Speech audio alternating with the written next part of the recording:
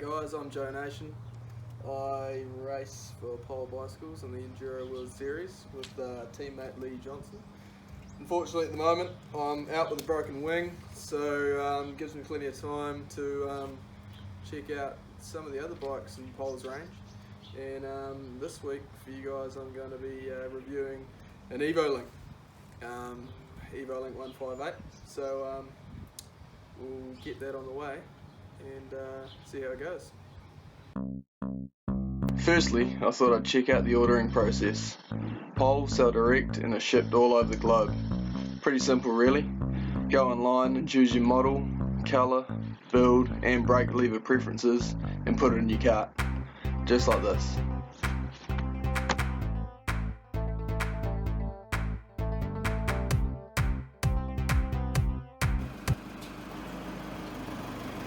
Thanks mate. So the courier's just arrived. It's dropped off 2 boxes. Probably only took about a week or so to ship from Finland to New Zealand. First box we got cranks, forks, frame, handlebars and bits and bobs.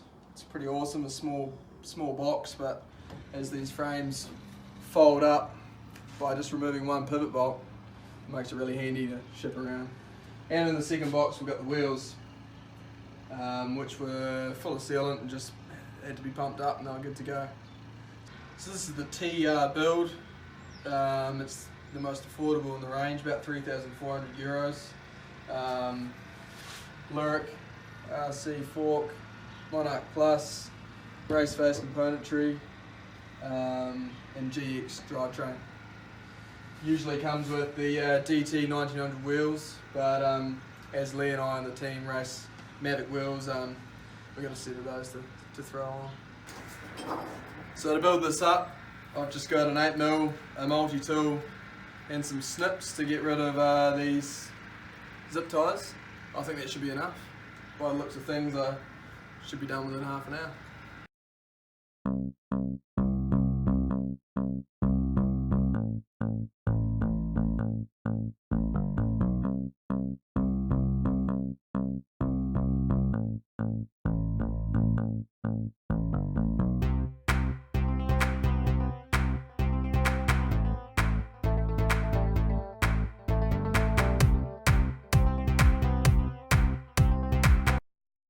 Actually, I completely overestimated. That took 25 seconds. Alrighty, so the Evolink's built, it's looking good, no dramas. And today we are going to get out in the trail, start coming up with some ideas about how it's riding. I'm quite excited to get out. It's the first Evolink I've ridden, and I've actually only ridden the CNC pole bike. A lot of people may be wondering why someone who races pole bikes is reviewing one of their own, but I think it's important.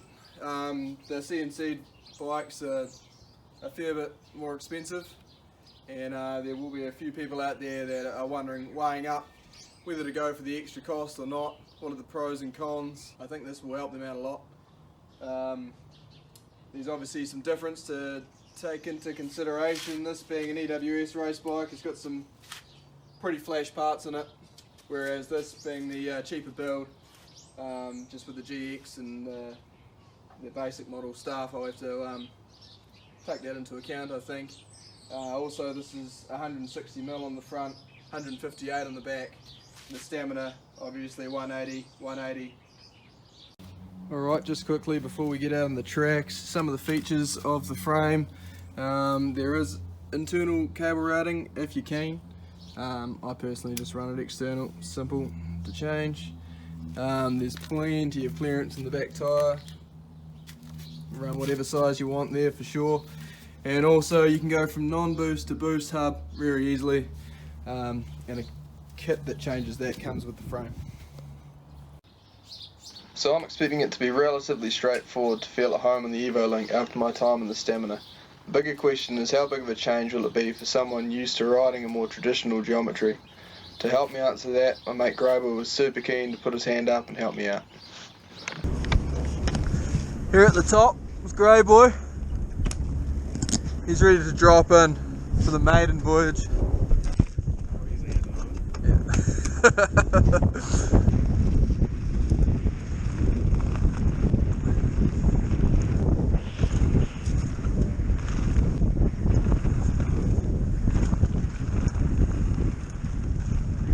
Looks slick! Alrighty, so we've just finished the first lap on the Evolink. Pretty tough conditions out there, as you can, well, I can't see that. It's wet and it's slick. But it's not very close, how did it go for you, Grable?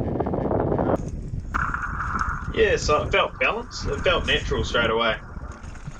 At the bottom of the run, I was getting confident to start throwing it around, and go a bit faster. It was pretty quiet too. Sweet. And how's the fit? Yeah, so straight away the bike fit felt comfortable in the size medium. I guess I usually buy size large bikes, but I'm just under 180 centimetres tall, so it makes sense to ride a size medium. That's a good fit.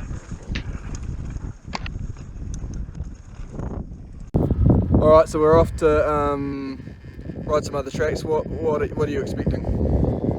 Yeah, well, the first warm-up run felt pretty good, and we've just adjusted a few things just to make it feel a bit better. And yeah, I'm looking forward to riding some more technical tracks and pushing the boundaries. See how it goes.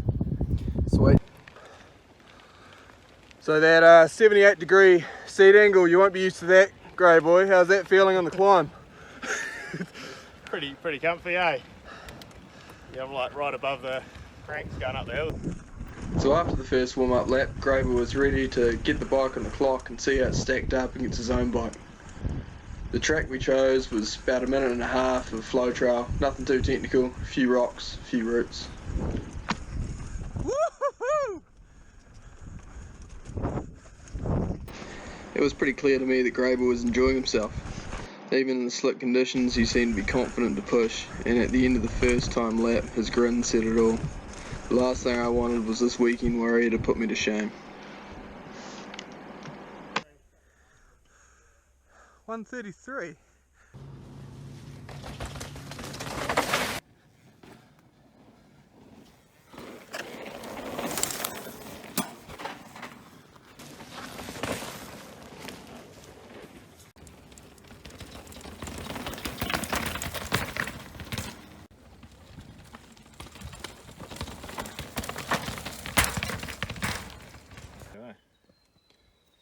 So we've just finished with the free laps timing here. We got Grey Boy, and how did it go for you? Quite surprising actually. The track's been drying out as we've been going this afternoon, and it's now it's pretty dry now actually. I put in quite a good lap on my bike, and thought I'd beaten the time that I'd done on the pole, but surprisingly I am about 1.5–2 seconds back on a 1:31 down the track we're running. So yeah, very surprised actually. I thought I was definitely going to beat the pole time. So it's interesting. And so where do you think that time was? Hard to say really. I think the suspension is a lot smoother. You can carry speed over the bumps a bit better with the pole Evolink. That's all I can say really. It's sort of puzzling. Yeah. Now seems like a good time as any to discuss the suspension design of the Evolink. Many people think pole bikes' main draw card is their modern geometry or the engineering involved in the CNC frames. However, often overlooked is the suspension system, which includes two short linkages, the lower of which rotates around the bottom bracket, which massively minimises chain kickback. Beginning with a medium amount of anti-squat and increasing progressivity throughout the stroke, it's a buttery ride that needs to be tried.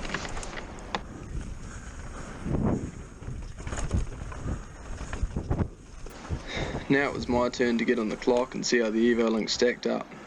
No messing around, my first ride was timed and I was pleasantly surprised. Well, just finished the first run on the Evolink. 2.5 seconds off my time on the stamina. Felt good, felt fun. Just think I was getting a little bit more battered around with a little bit less travel. But the geometry was still super reassuring. Felt good. give it another go.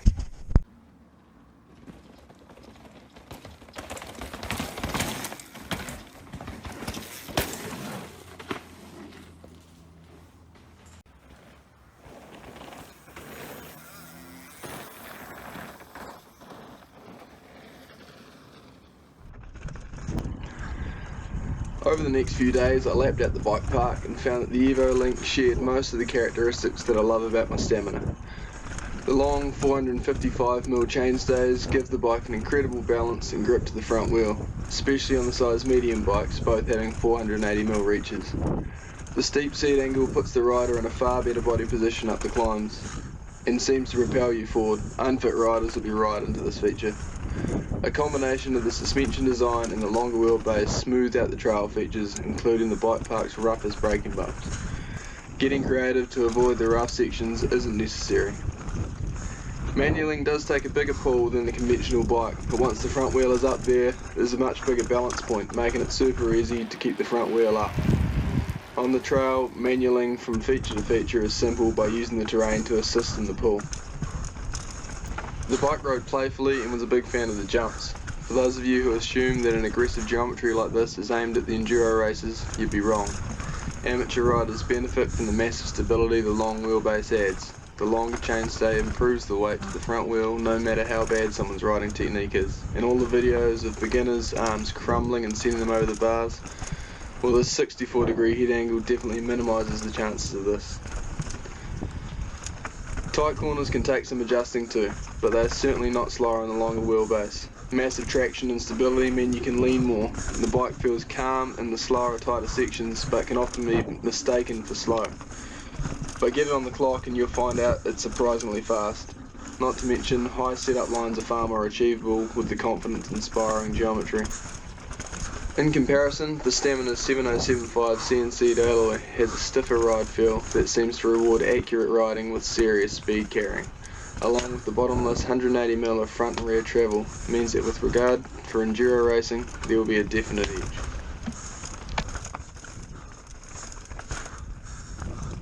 Alrighty, so I think we ticked off all the key points there. I thought we'd finish off with another chat with Greyboy. So what were the main aspects that you liked about the Evolink?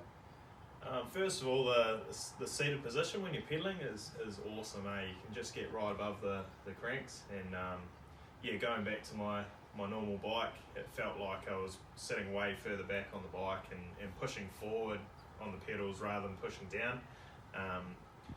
So yeah, having the steep seat angle really helps for pedalling, and I'm sure it saves you energy through the day. Yeah, pretty efficient setup for sure. Yeah. Anything else you noticed, big differences between this and your other bike? Yeah, well, the suspension, super supple. My current bike is not too bad at ploughing over rough stuff, but this bike is just on another level really. You can just concentrate on the trail ahead of you rather than worrying about absorbing the hits with your body. Yeah, the bike does a lot of the work for you. It's awesome. Sweet, well that's a pretty convincing roundup from you then. People may think I've rigged that review. No, not at all. I had some reservations about how the bike might ride initially, and just thought maybe the geometry was a little bit overhyped, but in riding it, it's actually performs so well, and I just couldn't find any negative points about the way it rides. So overall, just a really enjoyable and easy to ride bike. And the final question I have to ask is, would you buy one? Oh shit, yeah. Yeah.